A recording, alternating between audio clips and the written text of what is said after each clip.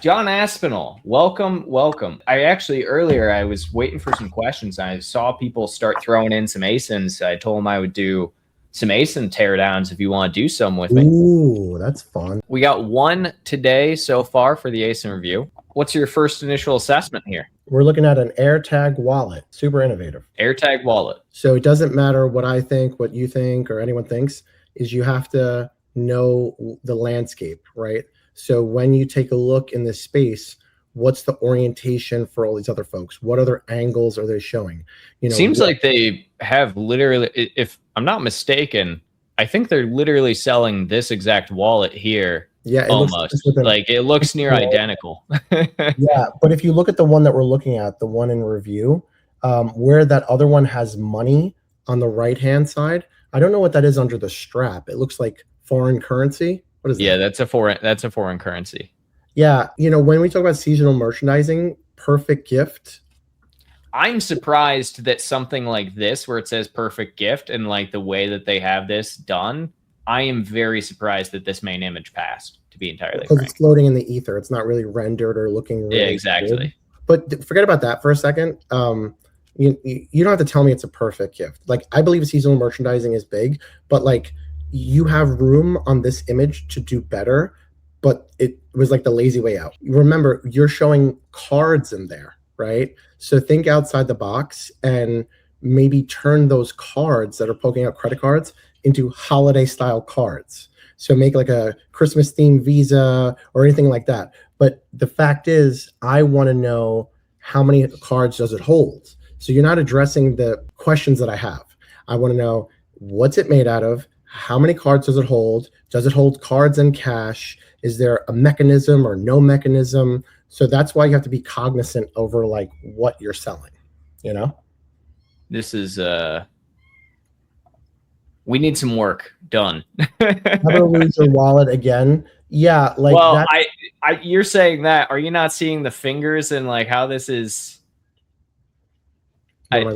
I get like what they're trying to do, but it's really bad Photoshop, right? This image right here, one thing, immediate comment, I can't read any of this. Nope. Like, I know you guys can't read any of it. I have a 30-inch monitor in front of me and I cannot read this. Yep. If I'm looking at this even on like my phone, I can't read any of this text, right? So like all this stuff that's supposed to be like selling features, you need to blow this text up because you can't read any of it. Common sense stuff, right? So it's tap to pay.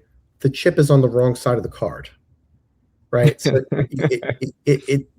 everything what Noah says, 100%, but I don't need quick card access. I could take my card out of my wallet very easily. What is the value prop? It's never lose your wallet. Is it RFID protected? Like, you should be leaning into that first. Like, what are the concerns that someone has? Am I going to be protected against theft? Am I going to be able to find it if I lose it? And is it durable? I mean, I think that's the big thing. But look at that fourth image. It says cash strap, cash and bills holding strap. That's not American currency. I'm already out. I'm not buying it. That's not American currency. The thing also to kind of talk about here more than anything, if we go back to this, is that it's the same product, right? It's literally the same product as the #1 seller within the entire category, right? If we're looking at literally the #1 seller, it's literally the same product, just one differentiator, which is like the Apple AirTag holder around it, right? But that's the big thing. I mean, there's other ones that are very similar in nature to it. So if you are selling something like this, I would literally look at exactly that. I mean, here's another one. All these different ones that do kind of what you're kind of already talking about. So another one here, right? And exactly like what your product is. You need to look at like how they are showing the product and showcasing it. Like, track that. Like, if we go to any one of these, the design is probably going to be similarly better. This is a very commoditized Me Too product. First, yeah. Everyone talks about credit cards. Well, here's the thing. Most people are going to have 2 to 3 max credit cards on them at all times. So This is what I have. And I have 2 credit cards, a debit card, and then my driver's license, right? So no one's, carrying around 10 credit cards. So what you're not addressing is, what about a driver's license or ID, right? That's what people are carrying too, and everyone's missing the mark on it. So here, let me just share my screen really quickly, and I'll show you exactly how in Gemini nothing else was changed for the image outside of the perfect gift kind of thing. Look at that. Yeah. That's what I'm talking about, right? Everyone, like, do that, right? Stand out from the pack by doing that, because you're taking credit cards and you're making them look holiday themed, giftable and stuff like that, right? And then I could say, even more so, I could say, here, I can do this. I could say, in the angle on the right of the image, there is foreign currency under the strap. Change that to a folded US $50 bill. Now, why do I say 50? Do you know that that's the most, a $50 bill seems more luxurious than a $100 bill. It's just like, if you think about it, when you see 100, you don't think that's a big deal. It's a 50 that seems more like a big deal. Everyone does a 20. A dollar bill isn't showing extreme value, right? Obviously, the proportions came out wrong. But the point is, that's still on the better path. You want to show a folded 50, right? Because you're targeting the US market. So, I don't know what other kind of currency that was, but you got to know your audience. So it's important when you're in Gemini, a couple things, right? So I'll go back to the main screen over here. Now, I don't know if you saw this, Noah, but they exploded out with Gemini 3, fast thinking and pro. So it used to be fast and thinking, but now, or fast and pro, but now they've broken it out into thinking. So pro, I would not use for this, but it's a bigger difference for Nano Banana versus Nano Banana Pro. So 9 out of 10 times what you want to do, you can give it context without saying the option of create an image.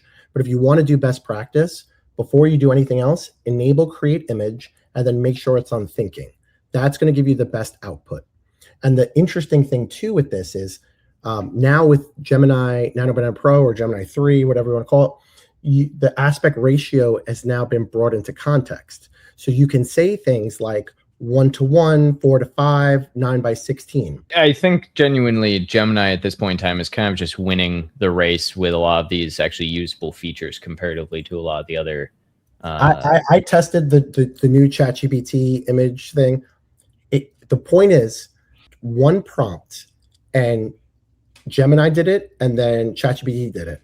And I ran on Product Opinion, and it literally came out 50-50, right? Which is, you would think, oh, this doesn't give me the results I need. But until you look at the data, then it starts to tell you more people that are in this age with this income prefer this image, right? So that's why it's important to look at the data, because if you look at just the results, you're going to be like, oh, it didn't win.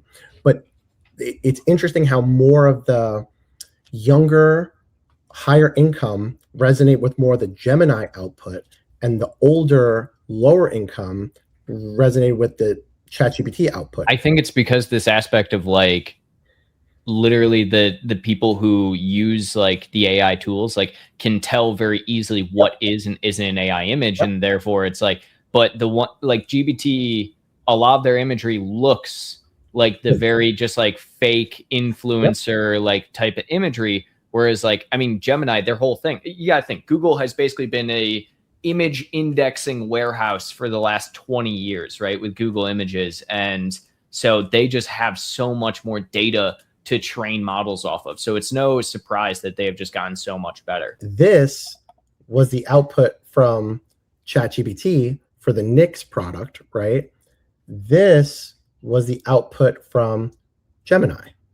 And the product itself looks more proper aspect ratio and size more accurately than it does over here. And if you didn't know AI existed, you'd be like, this is a great image. But like Noah said, the younger Gen Z, millennial folks, they can clock AI from a mile away. So sometimes that's why you'll see people doing these prompts that say, make it slightly imperfect, give them a little blemishes. But then again, that doesn't always resonate if you're selling skincare and beauty products. You don't want blemishes, So no, you want realistic at the end of the day.